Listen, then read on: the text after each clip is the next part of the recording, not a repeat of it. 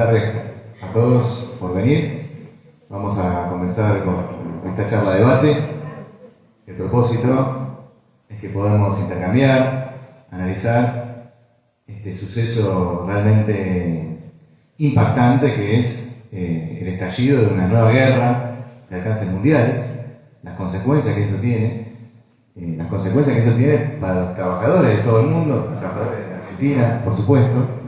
Y bueno, para ello tenemos aquí dos grandes expositores. Vamos a contar con la presencia de mi compañero Mariano Chiles, que es doctor en Historia, profesor de la Universidad Nacional del Sur, investigador. Hola. Marcelo Ramal, que es profesor de la UBA, de la Universidad de Quilmes, ex legislador y, bueno, dirigente nacional de nuestra corriente política obrera, que está impulsando estas charlas de debate en todos los lugares, en todas las universidades, en todos los lugares de trabajo, porque entendemos que es un tema muy, muy importante para debatir y fijar una posición y una acción. Le aviso a las chicas que me parece que se va bien el sonido, por las dudas si se puede corregir. Así que bueno, sin más preámbulos, la idea es que los compañeros hagan una breve exposición cada uno y después hagamos una ronda de debate, de preguntas, ¿sí? Buenas tardes, compañeros. Muchísimas gracias por esta invitación. Creo que se trata de un debate, como decía Emiliano, muy pertinente para todos nosotros, para todo el mundo. Estamos frente a la persistencia de un fenómeno recurrente en nuestro sistema, que es la guerra y el imperialismo.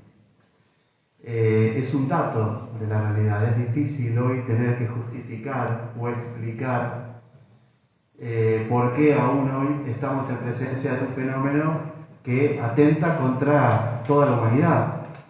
Recién charlábamos con Marcelo informalmente lo que implica una sociedad con el desarrollo militar que tienen las potencias hoy, estar a las puertas de una tercera guerra mundial, las implicancias que eso podría tener. Y eso se desarrolla en un mundo incluso en pandemia, que nos sigue manteniendo, a pesar que todos la queremos dejar atrás, nos sigue manteniendo en una situación extremadamente débil, sobre todo a los trabajadores, y que vuelve a poner hoy, en el siglo XXI, problemas que supuestamente el capitalismo y la edad de la razón iban a superar, o habían prometido superar. Y un siglo atrás, o más de un siglo atrás, estábamos en una situación extremadamente similar a la que vivimos hoy. Y como historiador, obviamente tengo prohibido equiparar un momento con otro. No es lo mismo, estamos en otro momento histórico. Entonces, me parece importante hacer una breve recapitulación histórica de cómo ha sido debatido la cuestión del imperialismo y la cuestión de la guerra, cómo han estado siempre atadas y vinculadas, y bueno, traerlo acá para compartir y discutir con ustedes. El problema del imperialismo y de la guerra surge al mismo tiempo que el sistema que hoy nos domina, que es el capitalismo. Y el movimiento socialista empezó a reflexionar en torno al carácter, a qué significa el imperialismo, desde sus propios orígenes, a mediados del siglo XIX, con las primeras reflexiones de Marx, sobre todo, y en qué se diferenciaba este nuevo imperialismo de las viejas formas coloniales que habían caracterizado a los imperios de todo el mundo, al imperio romano, al imperio español, a todos los imperios previos, que se caracterizaban por la conquista territorial, ¿no? Bueno, acá el más conocido obviamente el imperio español, en América. Bueno, ahora estamos frente a un nuevo tipo de imperio, que obviamente no, si puede conquistar territorialmente lo va a hacer, pero también hay formas de un imperio que se mueve, que se expande en el mundo a través de hilos que no son tan fáciles de ver. Entonces, dilucidar ese carácter del imperialismo es una cuestión de primer orden para el movimiento socialista. Y incluso desde la declaración la redacción del manifiesto, a mediados del siglo XIX, se creía ya un momento, con ese famoso, un fantasma recorre Europa, un momento en donde el triunfo de la revolución podía ser posible, cosa que después no ocurrió, y que al momento de analizar históricamente esa situación, Marx obviamente parte metodológicamente de la crisis mundial, y de esa crisis mundial que luego se transforma en una etapa de crecimiento y que potencia naturalmente las tendencias reformistas o conciliadoras dentro del movimiento obrero. Pero una nueva crisis da origen a la famosa AIT, ¿no? La Asociación Internacional de los Trabajadores, esa primera internacional, más o menos en 1860, en esa época, y que es nuevamente hija de la crisis. Y en esa primera internacional, la cuestión colonial, la cuestión imperial, a pesar de que se trata de un momento inicial del capitalismo, ya tiene un protagonismo incipiente. Y cuando decimos internacional, no pensemos que estaban representados en Argentina, no, era una internacional muy pequeña, de obreros ingleses, franceses, que se habían dado un encuentro en Europa, pero que empezaron a tratar las cuestiones del colonialismo de aquel entonces, y que eran muy distintas de las de hoy. Por ejemplo, en aquel entonces, Italia no existía como país unificado, Polonia era una región ocupada por Rusia, Irlanda era una región oprimida por Gran Bretaña, bueno, al día de hoy sigue siendo así. Pero esas reivindicaciones nacionales estuvieron presentes en los debates de la Primera Internacional. Ahora, bueno, ¿y por qué era importante discutir estas cuestiones? No por una cuestión de principio, de decir, bueno, porque Italia tiene que cumplir su etapa burguesa, o porque... No, sino porque la lucha de los trabajadores en defensa de sus condiciones de vida, es decir, los trabajadores británicos para defender sus salarios tenían que aliarse con trabajadores migrantes que venían de otros países que los depreciaban, porque bueno, eso de que los migrantes deprecian el valor de la fuerza de trabajo, o hoy lo que ocurre también con el movimiento desocupados, no es algo que caracteriza solamente esta etapa del capitalismo, sino que de sus orígenes era así. Entonces, ¿cómo se puede luchar por la defensa del salario si no es en alianza con esos trabajadores migrantes, es decir, franceses, británicos, polacos o lo que sea? Entonces, al mismo tiempo, la defensa de las condiciones laborales, de la lucha por la organización, por la votación, en aquel entonces no había, no se podía votar los trabajadores, llevan a la necesidad de la organización internacional. ¿Y esa organización internacional qué plantea? En primer lugar, la lucha por la independencia del movimiento obrero. Es una emancipación que ya no es estatal, es decir, bueno, tal Estado tiene que ser independiente o libre, sino que es social. Esta clase tiene que organizarse independientemente de los intereses de su clase antagónica, la burguesía. Y tiene que enfrentar la política guerrerista de estos gobiernos. De hecho, Marx llega a señalar, es imposible de ver si eso fue así o no, de que esa acción obrera impidió que Inglaterra le declarara la guerra a Estados Unidos, que en aquel entonces se estaba desarrollando una guerra civil en el corazón de los Estados Unidos por la cuestión de la esclavitud. Entonces, en Inglaterra el gobierno inglés estaba a favor de los esclavistas, mientras que otra facción en la propia Estados Unidos estaba en contra. Bueno, la acción obrera se desenvolvió en defensa, digamos, de los intereses de clase, y en estos términos, el término de Marx impidió que Palmerston, que era en aquel entonces el ministro, declarara la guerra a los Estados Unidos. Estos datos de la solidaridad obrera internacional nos muestran que tiene que ver con una necesidad nuestra para defendernos a escala global. No podemos hacerlo simplemente en un ámbito, porque ¿cuál es el corazón entonces que impulsa esta necesidad de organizarnos a escala internacional a los trabajadores? La lógica de funcionamiento del sistema capitalista en el que nosotros vivimos.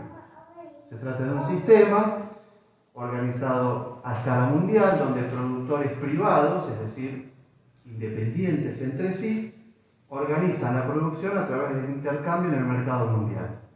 Ese sistema, que se desenvuelve a escala mundial muy claramente para la burguesía, para los trabajadores que no tenemos la posibilidad de movernos alrededor del mundo y que siempre necesitamos muchísimo más, mucho más dificultoso, la movilidad de los trabajadores que la movilidad del capital, salvo cuando el capital lo necesita, es la que explica la necesidad de la organización obrera a escala internacional. Y bueno, justamente es Marx quien, luego de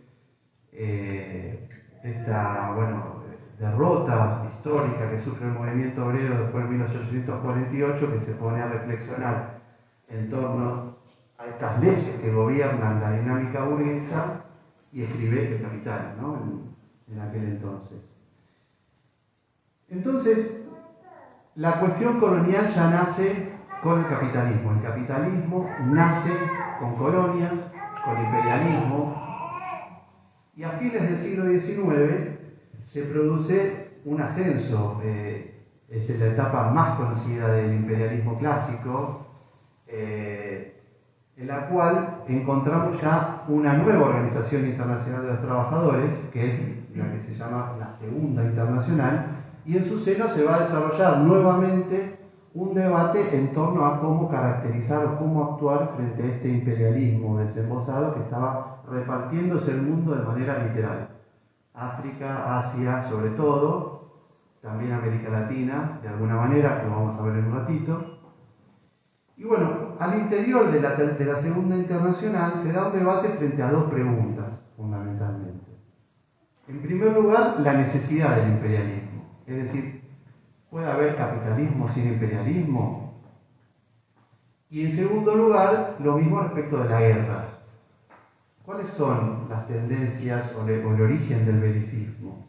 ¿Puede haber una sociedad capitalista que no tienda a la guerra?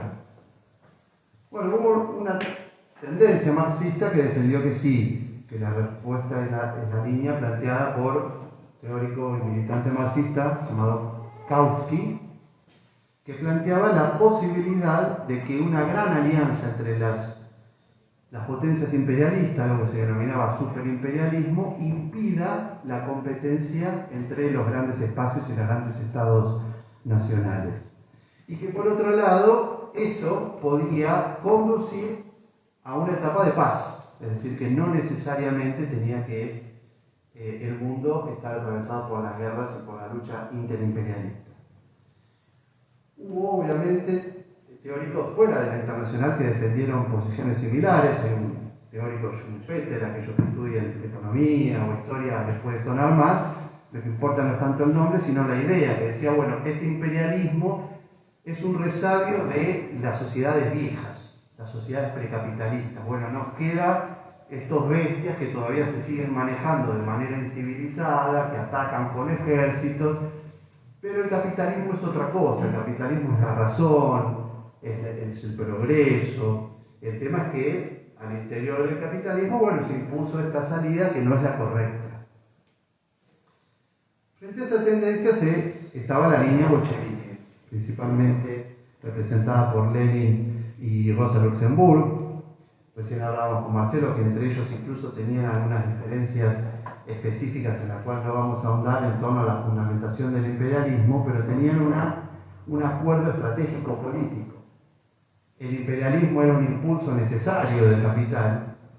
La guerra y la crisis, es decir, la catástrofe global, era inevitable en el sistema capitalista, y la única condición para que eso no ocurra era la transformación social y la lucha por la construcción del socialismo, de la revolución y de una sociedad socialista. Ahora bien, en ese camino, la Revolución Rusa de 1917 implicó un salto fenomenal. La revolución conduce, sino que la crisis que se provoca al interior de la Segunda Internacional, luego de la Revolución Rusa, es superada por una tercera internacional, también llamada Comintern, es decir, la internacional comunista, ¿no? La más conocida tal vez, es esa internacional que surge de la Revolución Rusa del 17 y que organiza a escala mundial a los diferentes partidos comunistas en un gran partido mundial de la revolución. Una vez más estamos ya a una etapa superior de esa primera internacional que se reunió tan chiquitita, en la que participó Marx y un grupo puñado de obreros. Estamos ya en un estado que se proponía la construcción del socialismo organizando un partido mundial de la revolución de manera centralizada, en Moscú. Al interior de esa internacional también se dieron el gran debate, hubo muchos debates, pero el gran debate fue, bueno, cómo expandir la revolución a todo el universo colonial y semicolonial. Y también cómo caracterizar a esos espacios en Asia, en África y en América Latina. En América Latina, en aquel entonces, vale mencionar la figura de José Carlos Mariátegui, un marxista, militante peruano, que se enfrentó, de hecho, en algún momento a la elección ya stalinista, me adelanté un poquito, de la internacional, señalando que era necesario conocer la realidad americana para poder diseñar una política de intervención. Es un señalamiento similar al que había realizado Lenin en el cuarto congreso, o tercero, creo que el cuarto, el cuarto ya, en algún congreso de la internacional, pero antes del cuarto, en donde señala la necesidad de que cada partido comunista analice la realidad específica en la cual se desenvolvía para realizar el programa específico, las consignas transicionales y a realizar en cada una de las regiones del mundo. Ahora bien, hay en ese momento un proceso de ascenso que se detiene por la derrota de la revolución en Alemania, que era en el momento un lugar clave para la expansión de la revolución. Si el capitalismo, como decíamos, es un sistema que solamente funciona a escala global, el socialismo aún más. Es imposible la realización del socialismo en un solo país, porque es la superación de las fuerzas productivas del capitalismo. Con lo cual, la derrota de la revolución en Alemania conduce, como algunos de ustedes ya lo sabrán, o ya lo hemos discutido en otras oportunidades, a el establecimiento en la Unión Soviética de una burocracia que señala la necesidad de construir estratégicamente el socialismo en un solo país. Y eso va a llevar nuevamente a una ruptura en esta nueva internacional, porque implica también estrategias distintas para el mundo colonial y semicolonial, porque plantea para grandes partes de este universo, en el cual está incluida América Latina, la necesidad de desarrollar alianzas con clases no obreras, no campesinas, es decir, con una especie de burguesía progresista que nadie nunca pudo encontrar, pero que implicaría la posibilidad de llevar a América Latina de una etapa feudal a una etapa capitalista y luego de esa etapa capitalista a una etapa socialista, mucho más adelante. Eso es toda una caracterización de la forma en que se desenvuelve la dinámica capitalista. Se empieza a formar un partido de oposición al interior de la internacional, al interior del Partido Comunista Ruso, la oposición de izquierda, que era por Trotsky, que señala este error estratégico y que es evidentemente una desviación de los principios fundamentales, no solamente del marxismo, del materialismo, sino del planteamiento de esa primera internacional, recuerden que hablamos recién, en la cual lo fundamental era la emancipación, la independencia del movimiento obrero en su organización y la no alianza con ningún sector de la burguesía, que eran quienes tenían ese impulso guerrerista por la propia lógica del sistema. Es decir, ¿puede haber una burguesía que no sea guerrerista, que no compita en el mercado mundial? Según esta teoría, no. Con lo cual puede haber muy buena gente, con muy buenas intenciones, pero no se puede hacer una alianza con alguien que impulsa necesariamente esa política, a la que nosotros como clase nos oponemos. Ahí empieza entonces el debate y la construcción y la lucha por construir una nueva internacional, la cuarta, y Trotsky plantea un elemento fundamental, teórico, muy importante, que es el concepto de desarrollo desigual y combinado. Es decir, no tenemos sociedades que se desenvuelven de forma independiente. Bueno, la Argentina nace y se incorpora al mercado mundial, que es algo que aprendemos en la carrera de historia bueno, ¿cuándo se incorpora la Argentina al mercado mundial? No, la Argentina no se incorpora al mercado mundial. El mercado mundial incorpora a la Argentina. El mercado mundial inventa necesariamente a la Argentina como un órgano específico de esa totalidad. Y en ese desenvolvimiento del sistema capitalista se forjan los estados y se forjan las diferentes ramas de la producción de forma desigual y combinada. ¿Por qué desigual? Porque al mismo tiempo que tenemos la tecnología más alta y las relaciones sociales capitalistas más desarrolladas, tenemos relaciones sociales precapitalistas que están relacionadas y vinculadas en diferentes espacios o países. Sin ese concepto no es posible establecer una política realista para el movimiento obrero, sobre todo en lo que hoy llamamos el tercer mundo. Ahora bien, Segunda Guerra Mundial, ya estamos a mediados del siglo XX. Después de la Segunda Guerra se impone un nuevo mundo, en el cual Estados Unidos aparece como la potencia hegemónica y Gran Bretaña, a pesar de ser uno de los países aliados victoriosos, entra en un proceso de declive en lo que es como la economía principal del mundo. En ese proceso se empiezan los intelectuales británicos a decir, bueno, ¿qué pasó? ¿Qué pasó con el imperialismo británico? Y un par de sociólogos, creo que no son historiadores, pero Robinson y Gallagher, establecen la teoría del imperio informal, el imperialismo informal británico, a mediados de la década de 50, que es en realidad una reflexión en torno a la crisis del lugar británico y el ascenso norteamericano. Pero al mismo tiempo es un debate con la teoría del imperialismo marxista.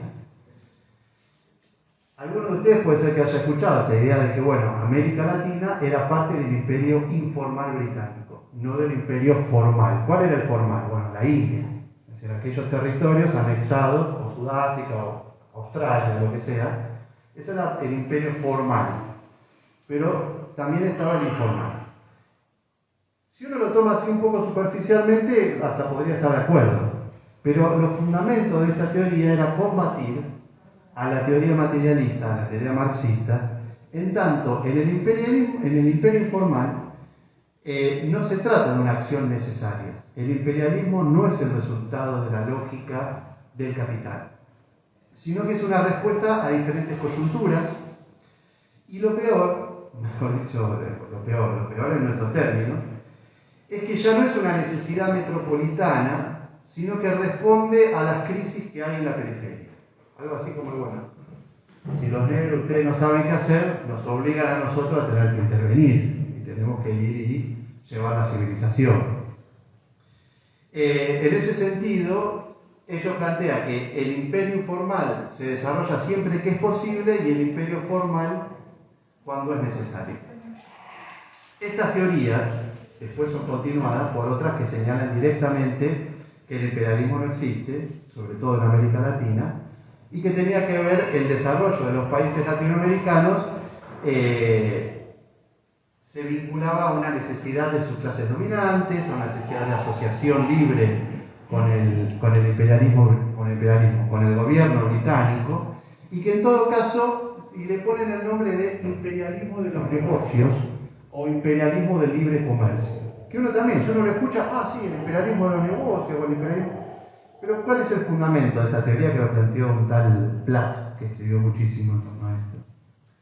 Que no se aplicó la fuerza, es simplemente la productividad de la economía británica, la industrialización, llevó a que, a este desarrollo y a este imperialismo en el cual la fuerza no es un elemento clave. Entonces, hay un interés mutuo y Gran Bretaña, en América Latina, sobre todo, que es lo que yo estudié y lo que puedo hablar un poco más, se desarrolla por un interés común y sin intervenciones militares. Bueno, evidentemente para decir esto tienen que obviar partes de la historia muy claras y que nosotros conocemos muy bien. Empezando por las invasiones inglesas. Las invasiones inglesas son un proceso histórico que solemos recordar en la escuela o incluso en la universidad, muy vinculado a la Revolución de Mayo, pero en realidad es el proceso clave por el cual el imperialismo quebra el monopolio, las mercancías británicas entran en todo el interior americano y eso va a determinar el derrotero de lo que son los estados de toda América del Sur, porque se trató de una intervención política a escala continental. El imperio informal, la semicolonia o la forma que nosotros, el concepto que utilicemos para América Latina, está íntimamente vinculado con los sucesos políticos del principio del siglo XIX. Ahora bien, cuando nosotros vemos ese proceso, no se trata que 3, 4, 5, 10 o las personas que sean en Gran Bretaña dijeron, bueno, vamos a hacer así, vamos a manejar esto, y tiene el imperialismo todos los hilos dominados y puede decidir exactamente lo que quiere. No funcionó de esa manera. Inglaterra quiso hacer una conquista territorial de América del Sur y no lo logró. Fue derrotada por X factores históricos que acá no vienen al caso. Lo que luego hubo varias políticas británicas respecto a América Latina que condujeron finalmente en 1825 al reconocimiento de nuevos estados y a la entrega de los primeros préstamos, etcétera, etcétera, etcétera.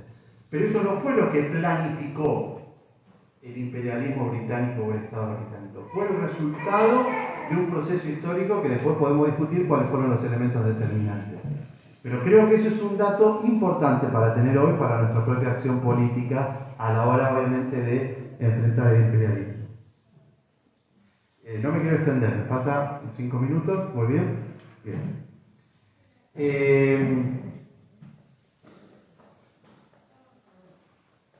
La Revolución Cubana, estábamos en mediados del siglo XX, la Revolución Cubana da un nuevo impulso, obviamente, a la lucha por el socialismo a escala global y al debate en torno al imperialismo en particular.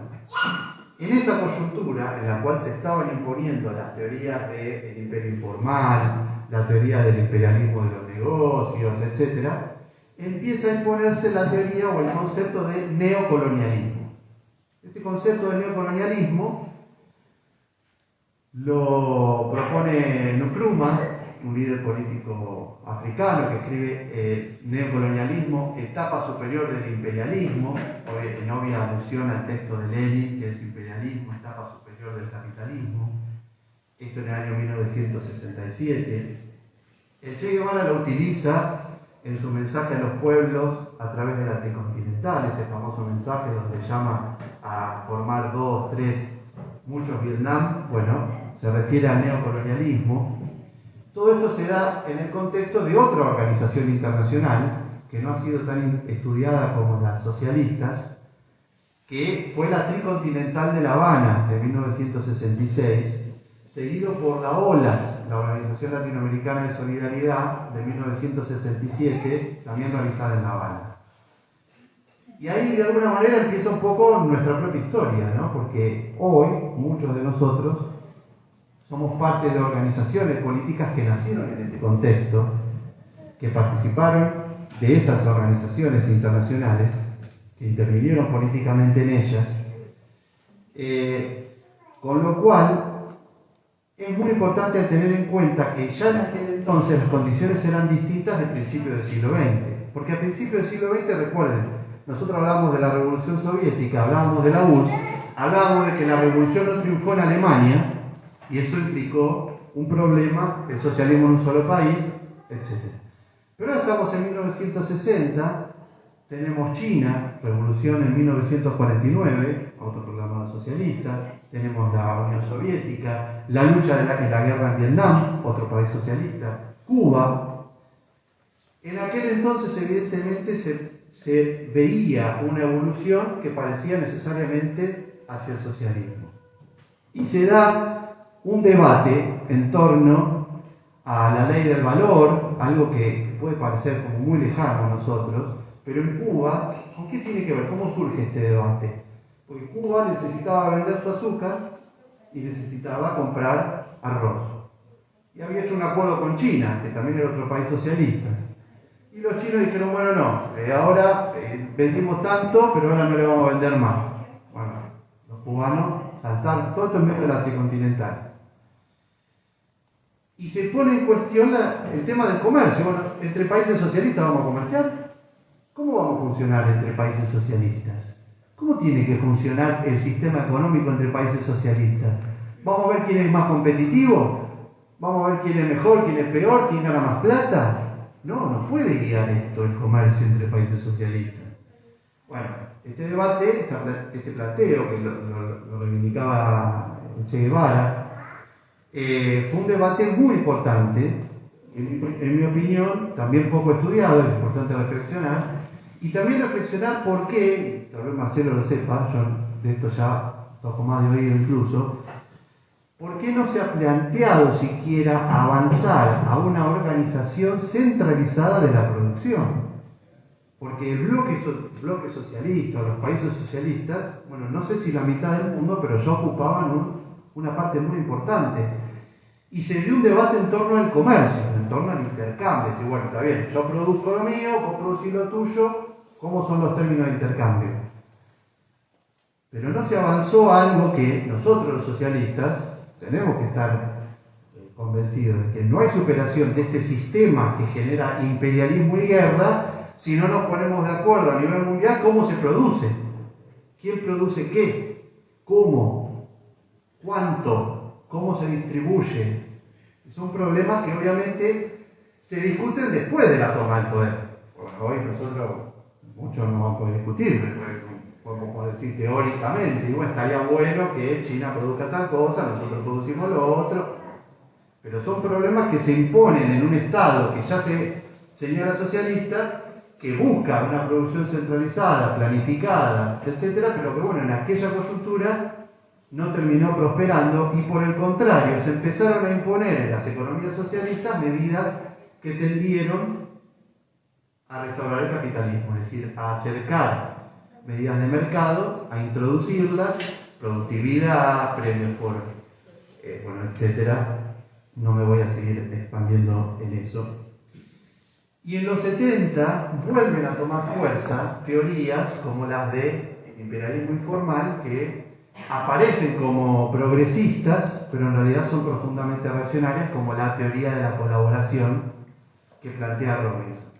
¿Y qué señala Robinson? Bueno, el imperialismo necesita socios en los diferentes países. Y es esa colaboración la que explica el triunfo de Gran Bretaña o de Estados Unidos o quien sea. ¿Qué diríamos nosotros? ¿Es así? Sí, es así. No hay imperialismo sin socios a nivel local, burgueses, oligarcas, lo que sea.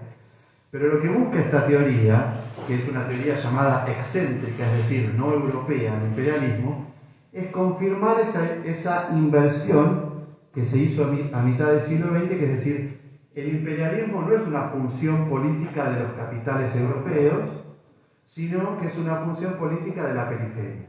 Es decir, es de acuerdo a la crisis que ocurre en las sociedades periféricas y al carácter de esa alianza que se establece entre clases dominantes periféricas y centrales, eso es lo que explica el imperialismo. Y eso va a dejar las puertas abiertas para una teoría que ya va a implicar toda una transformación en torno al marxismo clásico, que es el postcolonialismo. El postcolonialismo, que está muy en boga en el día de hoy, ya no estudia las cuestiones vinculadas a la explotación, a la opresión, al saqueo colonial, etc., sino se enfoca en las dimensiones psicológicas, ideológicas, culturales, ¿no?, del encuentro colonial, ¿no? El centro es el encuentro colonial. Una vez más, esa es la clave del imperialismo. Y de la opresión se pasa a la hibridez de las relaciones, al mimetismo, a la reciprocidad, a entender al otro. Un panorama ya completamente distinto que implica una ruptura con la tradición de la teoría marxista del imperialismo, que tiene su mayor desarrollo en la década del 90 y al calor del famoso fin de la historia de Fukuyama, ¿no? El triunfo del neoliberalismo, la historia termina acá, el liberalismo se impuso y el postcolonialismo acompaña esa idea. Y llegamos al siglo XXI, donde vimos que esa historia rápidamente se confirmó que no había terminado de ninguna manera, donde tuvimos la guerra de Irak, la guerra de Siria, Afganistán y una serie interminable de guerras imperialistas, donde tuvimos el ciclo de procesos populares y revolucionarios en América Latina a lo largo de toda la primera década del siglo XXI, y que nos conduce al día de hoy a una situación extremadamente particular que implica un estudio original, una comprensión de qué está ocurriendo, de cuáles son las fuerzas sociales que se encuentran detrás de las diferentes posiciones armadas, pero que dan cuenta de que si hay algo que se impone hoy es el irracionalismo capitalista. Porque siempre el capitalismo se ha planteado, como yo señalé, como la edad de la razón, la edad de la lógica, y alguien que vio el proceso de la pandemia se dio cuenta que si hay algo más evidente que guía a este mundo es el irracionalismo.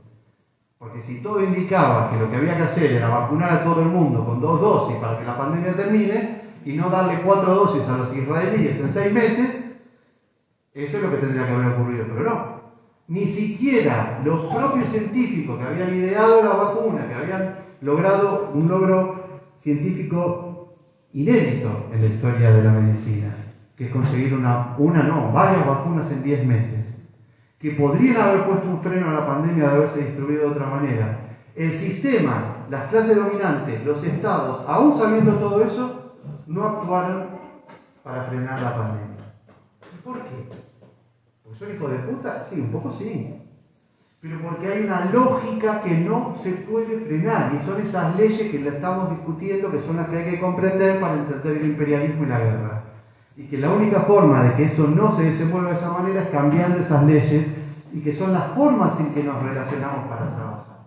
Esas leyes, las leyes de la naturaleza provienen de la naturaleza. Las leyes sociales, como señaló Marx y como señaló Engels en el discurso ante la muerte, ante la tumba de Marx, así como Darwin descubrió las leyes de la evolución de las especies, Marx descubrió las leyes de la evolución de las sociedades. Y esas leyes surgen de la forma en que nos relacionamos para producir la riqueza y para distribuirla. Si no cambiamos eso, no cambiamos las leyes que tienden al imperialismo y a la guerra. Entonces hoy, frente a este irracionalismo, creo que es fundamental retomar de toda esta historia que yo realicé una herramienta de lucha fundamental de los trabajadores, que es la construcción de una internacional revolucionaria. Que obviamente empieza por casa, por decirlo de una manera, pero si nosotros no tenemos ese horizonte político, organizativo, a la luz de la historia del propio movimiento obrero, a la luz de lo que ocurrió en otros eventos de imperialista y de guerra mundial, nosotros necesitamos tomar esas enseñanzas, y hoy es uno de los momentos de la historia en que no contamos con esa gran internacional, como sí ocurrió en otros momentos, y que permitió construirse en un faro para toda la lucha de los explotados del mundo. Así que bueno, compañeros, yo para el tratamiento de la guerra actual y del imperialismo voy a ceder la palabra acá a Marcelo, que sabe muchísimo más que yo. Muchas gracias por escuchar.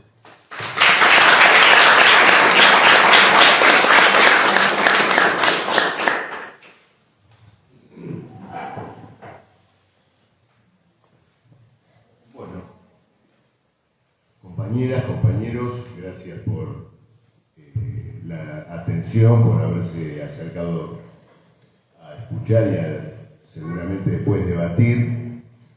Bueno, naturalmente voy a recoger el hilo, ¿no es cierto?, que dejó Mariano, que leído dejan mucha tela para cortar, ¿no es cierto?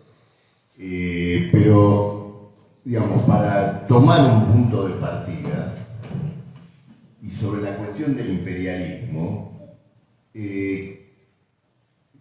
quiero concentrarme en un punto sobre esta cuestión que desenvolvió histórica y conceptualmente Mariana. Cuando Lenin desarrolla, ¿no es cierto?, la categoría histórica del imperialismo, bueno, luego ha habido muchas polémicas y, como se explicó recién, catalogaciones, etiquetados y reetiquetados al término y a la categoría imperialismo, pero Lenin apuntó a una cuestión central, que inclusive le da sentido al título de su libro, ¿no? El imperialismo, la etapa superior del capitalismo, o, para decirlo en otras palabras, la etapa final, la etapa madura del capitalismo. Y más allá de todos los aspectos que Lenin describe sobre esta etapa histórica, la idea central que deja en su libro es el del imperialismo como la etapa de declinación histórica del capitalismo como régimen social. Es decir, hay un régimen que empieza su declinación histórica y que incluso inicia una transición hacia otra forma social. Pensemos simplemente en dos elementos que marcan esta suerte de punto de inflexión y de agotamiento. Uno de ellos tiene que ver con el hecho que todo el periodo previo a, digamos, la Primera Guerra Mundial, en todo ese periodo previo, había culminado el reparto del mundo entre las grandes potencias capitalistas. Inclusive el término imperialismo lo habían acuñado otros autores refiriéndose al hecho que efectivamente el planeta había sido copado por las corporaciones capitalistas y sus potencias. Pero ¿qué ocurría? Ese copamiento del mundo planteaba ahora una rediscusión sobre ese reparto. Ya no había otros lugares para extenderse. Ahora venía la discusión respecto de cómo se modificaba ese copamiento. Y esa discusión fue la guerra, la Gran Guerra, la primera Guerra Mundial. El segundo elemento que hay que ver es el siguiente. La economía capitalista se había desenvuelto ampliamente sobre la base de la competencia entre capitales. La fuerza motriz del progreso histórico en los 2 siglos anteriores había sido la competencia entre capitalistas. Pero esa competencia contradictoriamente dio lugar a la desaparición de los capitalistas menos poderosos y su absorción por parte de los capitalistas mayores, y por lo tanto a la abolición, al menos parcial, de la propia competencia, que se convirtió en monopolio. Y el monopolio, ¿por qué digo absorción parcial? Porque el monopolio no terminó, como bien relató Mariano, en un supermonopolio. No, terminó llevando la competencia a un plano más exacerbado y más agudo, que es el de la competencia entre monopolios. Y la competencia entre monopolios ya no se desenvuelve a través del metabolismo del mercado. Se desenvuelve con potencias políticas y militares respaldando a los monopolios y por lo tanto por la vía de la guerra. Entonces, a partir de estos elementos y de algunos otros, Lenin llega a conclusiones políticas e históricas definidas, no sobre lo que iba a pasar ahí inmediatamente, sino sobre la etapa histórica que se venía. ¿Y qué es lo que él dice? Y también lo dice Rosa Luxemburgo. Asistimos a un cambio de época. Se viene otra época. ¿Y qué época? Una época de guerras y revoluciones. Y se agota un periodo de casi medio siglo de gran crecimiento capitalista, de desarrollo de nuevas ramas industriales, de grandes corporaciones empresariales y de la expectativa o de la ilusión que el capitalismo iba a crecer indefinidamente y armónicamente. Y el gran mérito de Lenin, más allá de un aspecto u otro, es decir, esto se terminó. Ese crecimiento indefinido ya no va a tener lugar. La competencia se ha transformado ahora en una forma cruda, violenta y bélica de disputa entre las grandes potencias, y naturalmente estos hechos catastróficos van a despertar en las masas la convicción de la lucha por la revolución social. Y esa revolución social va a ser la manifestación subjetiva, consciente, de aquello que Marx había dicho mucho tiempo antes, en el sentido de que las relaciones sociales imperantes, es decir, las relaciones sociales capitalistas, las relaciones sociales fundadas en el lucro, se convertían ya en una traba definitiva al desarrollo del rendimiento del trabajo, de las fuerzas productivas de la sociedad. Digo esto porque esta es la impronta de la época en que vivimos. Es decir, aquel cambio de época abre esta época. Y bueno, hoy esto se verifica de un modo crudo y brutal en la guerra entre Rusia y la OTAN. Quiero decir lo siguiente. Uno puede preguntarse si en este siglo que ocurrió, desde que Lenin hizo, digamos, aquella caracterización y lo que ocurre hoy, el retraso que ha vivido la revolución socialista no estaría demostrando que en definitiva este régimen social ha despertado una vitalidad en algún sentido. Después vamos a analizar en qué punto pareció despertar y cuáles fueron sus límites.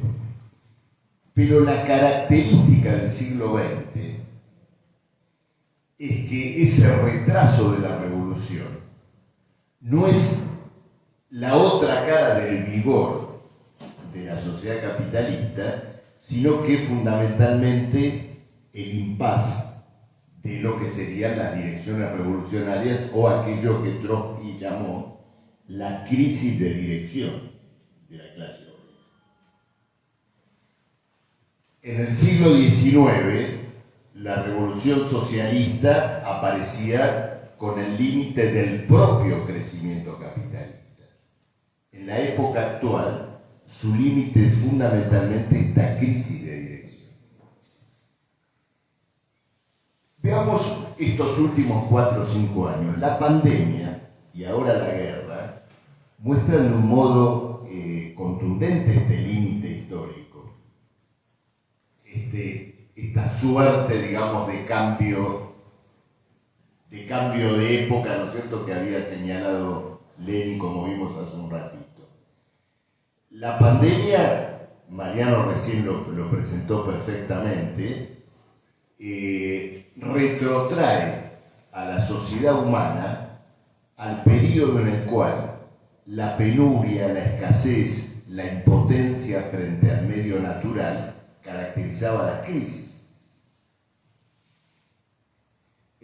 Ustedes fíjense que cuando uno hablaba de los periodos precapitalistas, decía por qué el mundo de pronto se veía afectado. Por ejemplo, por una peste, y reflejaba la incapacidad de la especie humana para poder llevar adelante un dominio del medio que la circundaba. Hoy la pandemia muestra a esa especie humana bajo una relación social definida, que es el capitalismo, descomponiendo el medio que lo rodea y transformando a las fuerzas productivas de la humanidad en fuerzas destructivas. Y ahora tenemos esta guerra que en algunos casos y para algunos, creo que erradamente se ha tratado de ver como un conflicto local, como un episodio que se ha planteado en torno del dominio de un territorio, del territorio ucraniano, pero que indudablemente en una visión más rigurosa y más histórica sobre todo, hay que verlo como efectivamente una guerra de alcance mundial. Hoy está muy claro que más de 30 países están interviniendo en los pertrechos bélicos que recibe Ucrania, que recibe el gobierno ucraniano. La OTAN está participando, digamos, ha hecho, digamos, del Estado ucraniano algo así como una plataforma de operaciones de todos sus dispositivos militares. Se han producido hechos que tienen un alcance, digamos, inédito para por lo menos el último medio siglo, como por ejemplo que el Estado alemán inicie un proceso de rearme y se convierta, ¿no es cierto?, en un gran proveedor bélico para esta guerra. Ustedes vieron que ahora, digamos ayer, antes de ayer, tuvo lugar una cumbre de la OTAN en Madrid, ¿no es cierto? Bueno, esa cumbre tiene un profundo significado porque dictó la hoja de ruta de lo que va a ser, digamos, un periodo histórico de guerras, de choques, que tienen como blanco final no solamente a Rusia, sino también a China. Y esta declaración final o esta suerte de nueva configuración que discutió la OTAN hace 2 días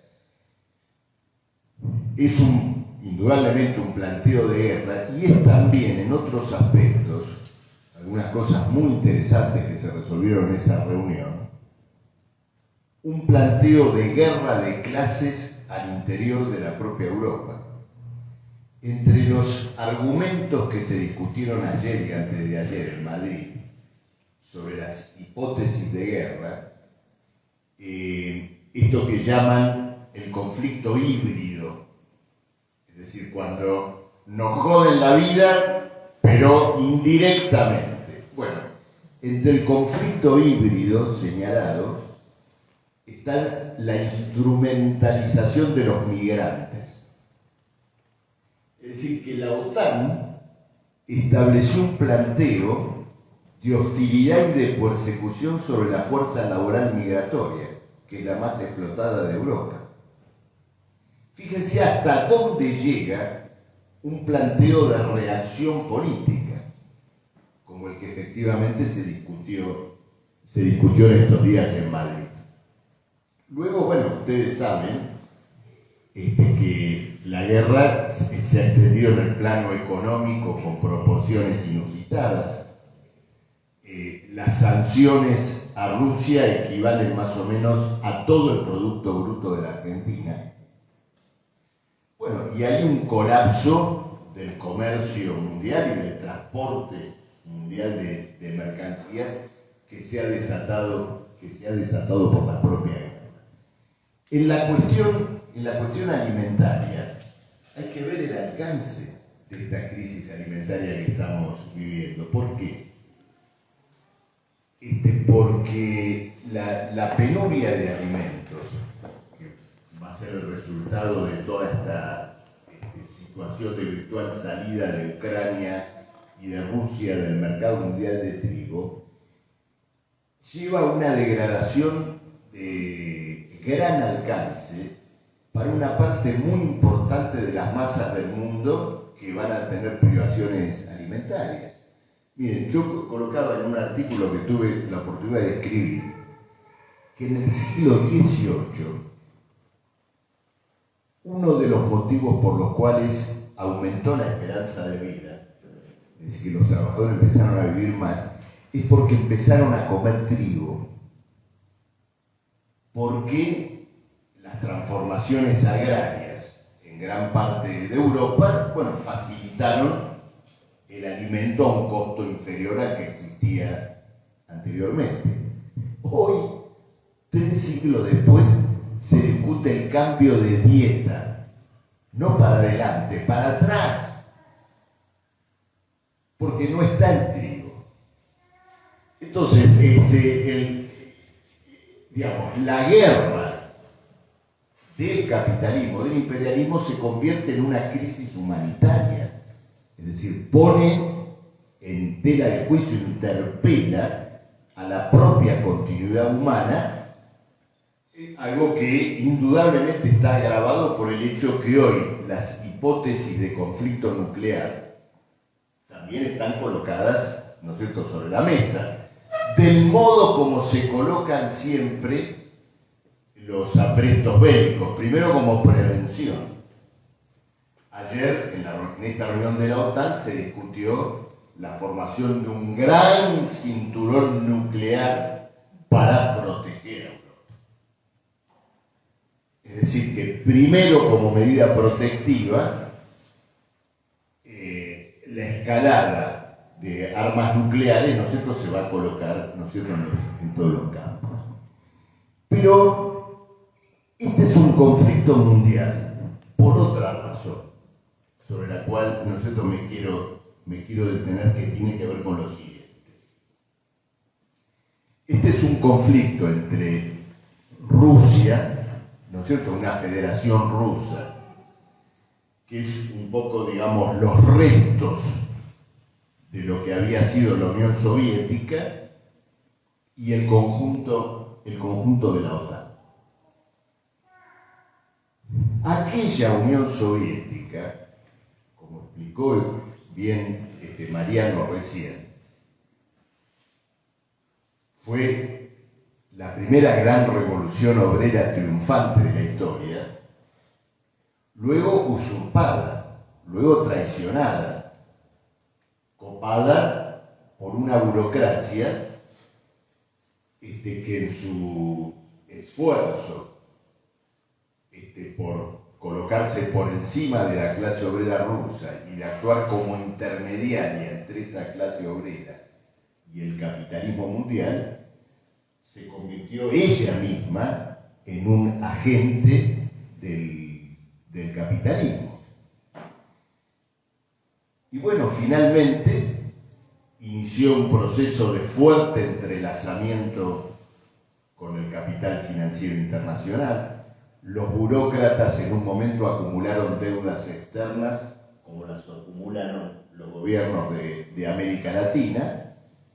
Bueno, y finalmente esos regímenes burocráticos entraron en crisis políticas terminales y asumieron o continuaron el poder una fracción de esos burócratas que inició un proceso completamente ya abierto y desenfadado de integración al capitalismo. Putin se ha apartado, ha enterrado todo lo que pueda tener que ver con el socialismo y ha dicho abiertamente: yo quiero integrar a Rusia a la Unión Europea capitalista y trabajó intensamente por eso y tuvo aliados en Angela Merkel y en otros gobernantes. Y todos sabemos que China también es un gran enclave de corporaciones capitalistas multinacionales que se han instalado en toda su costa a explotar una fuerza laboral que en su momento fue la más barata del mundo. Cuando eso ocurrió, cuando China y Rusia iniciaron en forma desembosada y abierta esta restauración capitalista, los políticos, filósofos y partidos capitalistas de todo el mundo dieron por iniciada lo que llamaron la era de la globalización. Esto que decía Mariano, el fin de la historia. Es decir, el mundo ya superó la grieta entre capitalismo y socialismo y ahora marchamos armónicamente, equilibradamente, a un nuevo orden mundial donde el capitalismo va a crecer indefinidamente. Un siglo después de aquellos socialistas reformistas que en 1890, 1900 decían, muchachos, olvidémonos del socialismo porque el capitalismo se va para arriba y va a crecer, copó el mundo, ya está organizando una suerte de supermonopolio que va a gobernar todo. Bueno, esa ilusión reapareció un siglo después, cuando se disolvió la URSS y empezó la restauración capitalista en China. La globalización, el fin de la historia. Respecto de esa expectativa, esta guerra es el final definitivo de la ilusión de la globalización y del final de la historia. Ese es el significado profundo que tiene esta guerra. Si los imperialistas pensaban que la incorporación de Rusia a China al mercado mundial iba a ser un proceso pacífico y armónico, bueno, esto se demostró que no, demostró claramente que no. Y esa integración recreó las leyes generales de la acumulación del capital y de la cruenta competencia entre capitalistas. Xi Jinping, Putin y la oligarquía capitalista que está detrás de él salieron a disputar su propio lugar en el mercado mundial. Y en un mundo donde el capitalismo enfrenta límites, contradicciones y impases muy violentos, es intolerable que los Xi Jinping y los Putin pretendan ahora, como camarillas capitalistas, disputar su propio lugar. China comenzó produciendo camisetas en los enclaves costeños. Hoy disputa con Estados Unidos la tecnología del 5G y sus corporaciones tecnológicas se han sumado como vulgares competidores capitalistas a la guerra de rapiña por un mercado mundial que está en fortísimas contradicciones. ¿Y qué tenemos del otro lado? Del otro lado tenemos a un Estados Unidos que tiene todavía la hegemonía monetaria del mundo con un dólar que representa las 3/4 partes de la circulación monetaria del mundo.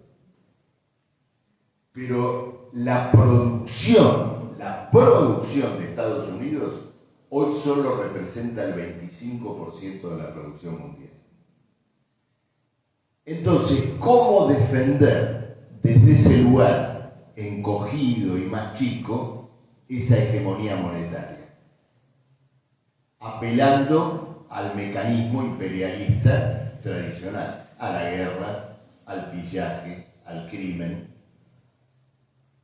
a la ocupación. Bueno, ahí tenemos el imperialismo, época de guerras y revoluciones. Entonces, este es el significado profundo de esta guerra. Yo me animaría a decir algo a lo mejor un poco osado. Yo hablé de este pronóstico de un cambio de época, ¿no es cierto? Esto que habían dicho los revolucionarios a comienzos del siglo XX. Yo diría que dentro de esa transición tenemos una suerte de cambio de época dentro del cambio de época. Es decir, la declinación capitalista y su tendencia destructiva ha dado un salto cualitativo con la pandemia y con esta guerra. Entonces, esta es la interpretación o la caracterización que nuestra corriente despliega sobre este punto. Y por supuesto que, mirar las cosas con alguna amplitud de mira, como hemos intentado hacerlo acá con Mariano, ayuda también a ver los episodios más pequeños o locales. Ustedes fíjense lo siguiente, en medio de esta catástrofe, nosotros tenemos una clase dominante argentina y sus funcionarios y sus gobiernos llamando a aprovechar las oportunidades que nos brinda la guerra, porque podemos vender trigo a buen precio, porque si hacemos un gasoducto que algún día vamos a hacer, podríamos exportar el gas que ya Rusia no puede llegar y todo lo demás. Entonces, el 1 de mayo la CGT le envió una carta al gobierno, más o menos en estos términos, diciendo, bueno, respetemos la mesa de los argentinos, ahora que podemos vender el trigo o el maíz 3 veces más caro.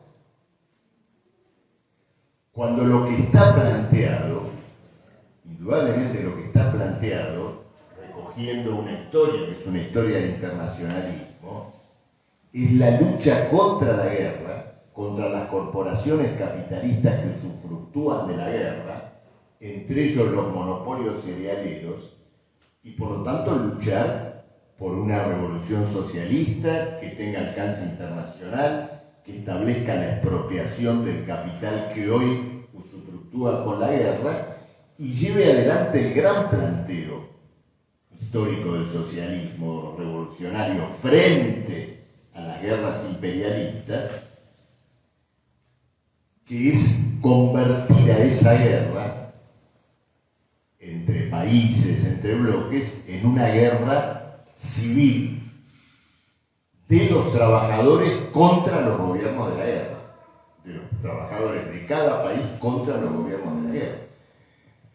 En Ucrania, en el escenario mismo de la guerra, hoy se está planteando algo importante que hay que estudiar. El hartazgo, el desgaste de las tropas de los dos lados puede llevar a situaciones de confraternización que nosotros, desde el punto de vista de la acción política, debemos impulsar. Es decir, luchar contra la guerra, levantando las propias armas y la acción de cada soldado contra el verdugo que te manda la guerra.